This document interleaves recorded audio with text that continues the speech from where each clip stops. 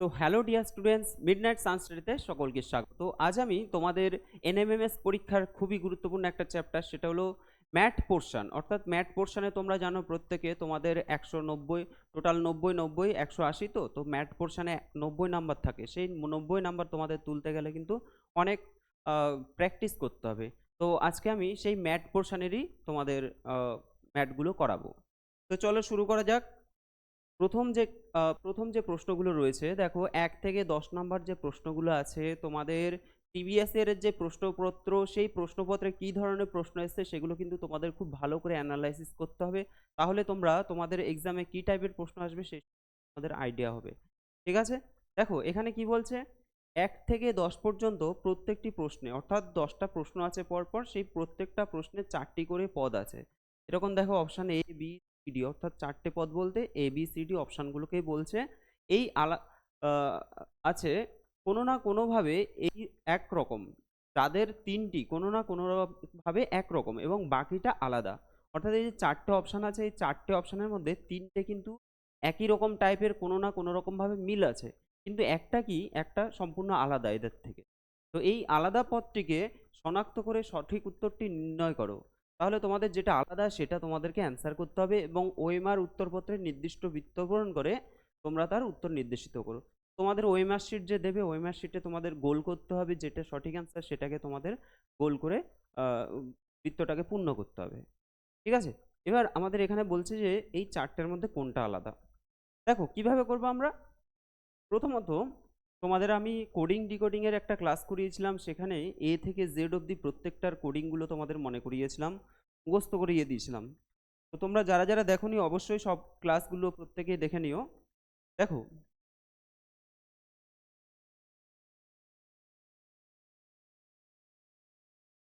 IJKLM, তো আমরা বলেছিলাম যে এটা হলো ফার্স্ট হাফ, আমাদের ইংলিশ অ্যালফাবেটে টোটাল 26টা লেটার থাকে। সেই 26টার মধ্যে এটা হলো ফার্স্ট হাফ, 13টা। তারপরে আবার এম এর পরে N, O R S T, U V, W X, Y, Z.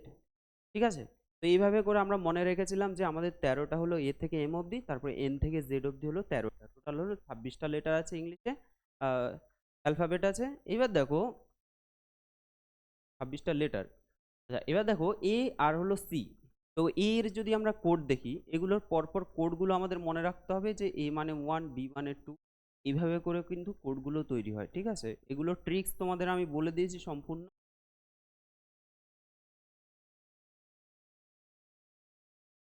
17, 18, 19, 20,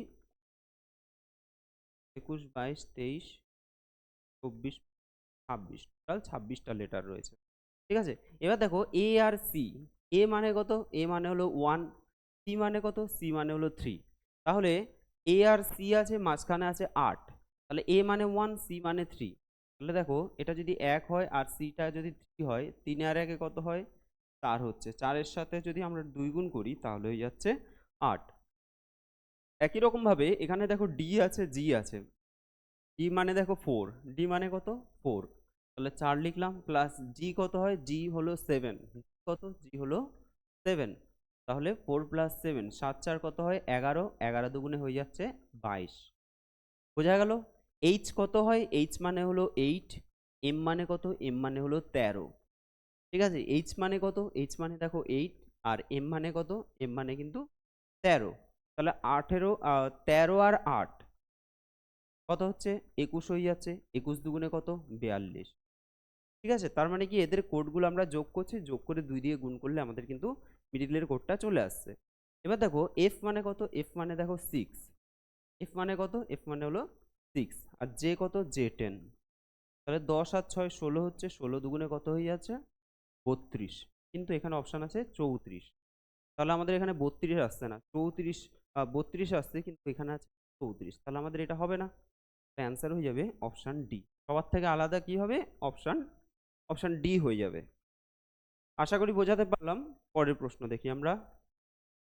দেখো এগুলো তোমাদের যে প্রশ্নগুলো, এগুলো বলছে যে কোনটা আলাদা। পরীক্ষায় দেখবে এই টাইপেরই প্রশ্ন থাকবে তোমাদের। প্রথম যে 10টা প্রশ্ন, প্রত্যেকটা দেখবে প্রত্যেকটা পরীক্ষাতেই কিন্তু এই 10টা প্রশ্ন এরকম ভাবেই দিচ্ছে। তো সেই হিসাবে তোমাদের প্র্যাকটিসটা করতে হবে। দেখো এখানে বলছে যে গ্রিন, ভায়োলেট বেগুনি, সবুজ বেগুনি, ব্রাউন বাদামি, আর হলো ইয়েলো হলুদ। তাহলে এই যে চারটে কালার দিয়েছে, এই চারটে কালারের মধ্যে কোনটা আলাদা কালার? আচ্ছা, আমরা সূর্যের ক্ষেত্রে আমরা যে কালারগুলোর নাম শিখেছি, আমরা বলতাম যে বেনিয়া সহকলা, তাই তো? বেনিয়া সহকলা, ছোটবেলায় আমরা শিখেছি এটা। এবার দেখো বে, বে মানে বেগুনি। তাহলে এটা কি হচ্ছে? যে 7টি রং তার মধ্যে রামধনুর যে 7টি রং তার মধ্যে দেখো এই বেগুনি রয়েছে, এটা এটা আছে। তারপরে কি আছে? নীল, নীল। তারপরে আছে আসমানি সবুজ, সবুজ দেখো এই যে গ্রিন, এটা রয়েছে। তারপরে দেখো এই যে হলুদ, হলুদ কমলা আর লাল। তার মধ্যে এখানে হলুদ আছে, এই যে হলুদ আছে, ঠিক আছে। তার মানে কি হচ্ছে? ব্রাউন, বাদামিটা আমাদের কিন্তু নেই, বাকি সবগুলো রয়েছে। বাদামি যে কালারটা, এই বাদামি কালারটা কিন্তু রামধনুর 7টা রঙের মধ্যে একটি রং নয়। তাহলে আমাদের অপশন সি হয়ে যাবে সঠিক অ্যান্সার। ঠিক আছে, অপশন সি হয়ে যাবে সঠিক অ্যান্সার।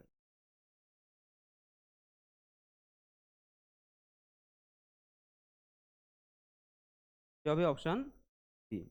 পরের প্রশ্নে চলে যাচ্ছি আমরা। Question number 3। কোয়েশ্চেন নাম্বার 3 কি বলছে? দেখো লাক্ষাদ্বীপ, মণিপুর, সিকিম আর হলো হরিয়ানা। তোমরা একটা কাজ করবে অবশ্যই, আমি এটা দেখতে পাচ্ছি যে তোমাদের রাজ্য এবং কেন্দ্রশাসিত অঞ্চল থেকে কিন্তু কোয়েশ্চেন থাকছে, ঠিক আছে। তো তাদের রাজধানীগুলো, বিশেষ করে তাদের রাজ্য, আমাদের যে ভারতবর্ষের টোটাল এখন 28টা রাজ্য, 28টা রাজ্য, 8টা কেন্দ্রশাসিত অঞ্চল, 28টা রাজ্য, 8টা কেন্দ্রশাসিত অঞ্চল। এই যে রাজ্য এবং কেন্দ্রশাসিত অঞ্চলগুলো রয়েছে, এদের এদের প্রত্যেকটা রাজধানী তোমাদের মনে রাখতে হবে, ঠিক আছে। এবার দেখো এখানে আমাদের কি বলছে যে এই চারটের মধ্যে কোনটা আলাদা। লাক্ষাদ্বীপ, লাক্ষাদ্বীপটা কি? লাক্ষাদ্বীপ কিন্তু এটা একটা কেন্দ্রশাসিত অঞ্চল, ঠিক আছে। এটা আরব সাগরে অবস্থান করছে এটা। আর বাদ বাকি যে মণিপুর, সিকিম এবং হরিয়ানা, এগুলো হলো ভারতের 3টে আলাদা আলাদা রাজ্য। তাহলে সবার থেকে আলাদা হয়ে যাবে অপশান এ, ঠিক আছে, অপশান এ হয়ে যাবে। Question number 4। এখানে এখানে দেখো চারটে, 9:80, 7:50, 8 আর 1:0। তাহলে এর মধ্যে কোনটা আলাদা? কিভাবে আমরা বের করব? দেখো 9 থেকে 80 কিভাবে আসতে পারে? 9 থেকে 80 আমরা যদি বলি 9 স্কোয়ার, 9 নং কত হচ্ছে? 9 নং 81 হয়। আর 81 থেকে যদি আমরা 1 মাইনাস করি, তাই না? 81 থেকে যদি আমরা 1 মাইনাস করি তাহলে 80 হয়ে যাচ্ছে। অর্থাৎ এটা হয়ে যাচ্ছে 9 স্কোয়ার মাইনাস 1, দ্যাট ইজ 80। এবার দেখো এটা কি বলতে পারি? 7 থেকে 50। তাহলে 7 থেকে 50 মানে হলো 7 7 49, 7 7 49, তাই না? 7 স্কোয়ার যোগ 1 50, 3 থেকে 8। তাহলে কি হচ্ছে? 3 স্কোয়ার মানে 3 থেকে 9, 9 বিয়োগ 1 মানে কত? 8 হয়ে যাচ্ছে। এক দেখো, এক স্কোয়ার, 1 একে 1, 1 বিয়োগ 0, 1 বিয়োগ 1 করলে আমাদের 0 আসবে, তাই তো? 1 বিয়োগ, আমরা যদি 1 বিয়োগ 1 করি তাহলে আসছে 0। তাহলে এই যে সংখ্যাগুলোর মধ্যে আমরা কি মিল পাচ্ছি? এই যে শুধুমাত্র অপশন বি ছাড়া বাকিগুলো দেখো স্কোয়ার করে, প্রথম যে সংখ্যাটার স্কোয়ার করে 1 মাইনাস, স্কোয়ার করে 1 মাইনাস, স্কোয়ার করে 1 মাইনাস, কিন্তু অপশন বি হয়ে যাচ্ছে স্কোয়ার করে 1 প্লাস, তাই না?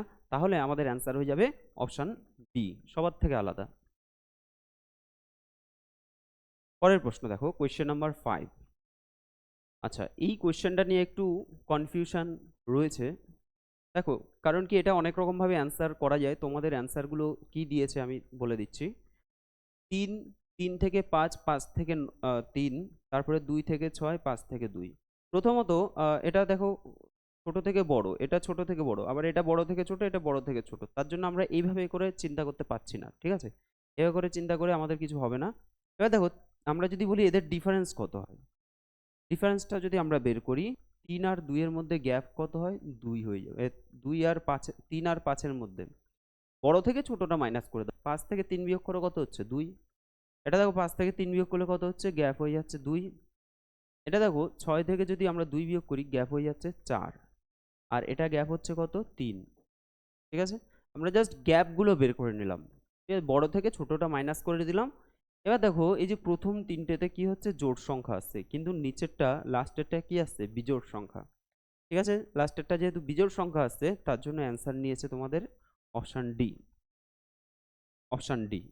কিন্তু এটাকে আমরা অন্যভাবেও তো চিন্তা করতে পারি। অন্যরকম কিভাবে চিন্তা করতে পারি, যদি আমরা দেখি 3 আর 5 এরা কি পরস্পর মৌলিক সংখ্যা, তাই না? 3 আর 5 কিন্তু পরস্পর মৌলিক সংখ্যা। আবার এখানে 5 আর 3 একই রকম ব্যাপার, মানে পরস্পর মৌলিক সংখ্যা। 2 আর 5ও কিন্তু পরস্পর মৌলিক সংখ্যা। কিন্তু 2 আর 6 কিন্তু পরস্পর মৌলিক সংখ্যা নয়। কারণ কি, 6কে আমরা ভাগ করলে, 6কে যদি আমরা বিভাজ্য করি, 6কে যদি উৎপাদক, 6 এর উৎপাদক কিন্তু 2 হয়, তাই না? 6 এর উৎপাদক 2 আসছে, আবার 2 এর উৎপাদকও কিন্তু 2 আসছে। তাহলে সেই ক্ষেত্রে এরা কিন্তু পরস্পর মৌলিক সংখ্যা নয়। সেই হিসেবে কিন্তু অ্যান্সার এটাও হতে পারে। ঠিক আছে, তো তোমাদের এই হিসেবে দিয়েছে এখানে গ্যাপগুলো বের করে, অর্থাৎ মাইনাস করে আমাদের যে দেখলো সেখানে জোড় আর বিজোড়ের ব্যাপারটা। ঠিক আছে, ওকে। পরের প্রশ্ন দেখো, কোয়েশ্চেন নাম্বার 6। আচ্ছা, এখানে A O T, R E B, K P A, W I T এগুলো দেওয়া আছে। এবার দেখো, এগুলো আমরা অনেক রকমভাবে চিন্তা ভাবনা করি। অনেক রকম ভাবে বলতে কি, যেমন আমরা একটু আগে কোড শিখলাম, তো এ এর কোড 1 বলছিলাম আমরা। তো তাছাড়া O, M N, M N O, O মানে হলো 15, ও এর কোড হয়ে যায় 15, টি হলো 20। ঠিক আছে, এটা হচ্ছে 1। তো সেই হিসাবে আমরা একটা গ্যাপের চিন্তা ভাবনা করতে পারি। কিন্তু এখানে দেখো আর এর পরে ই আছে, ই এর পরে আবার বি আসছে, মানে গ্যাপ খুবই কম। বি সি ডি ই -3 হয়ে যাচ্ছে, তাই না? তাহলে এইভাবে এটা হবে না, এইভাবে এটা হবে না। তাহলে আমাদের অন্যভাবে চিন্তা ভাবনা করতে হবে এটাকে।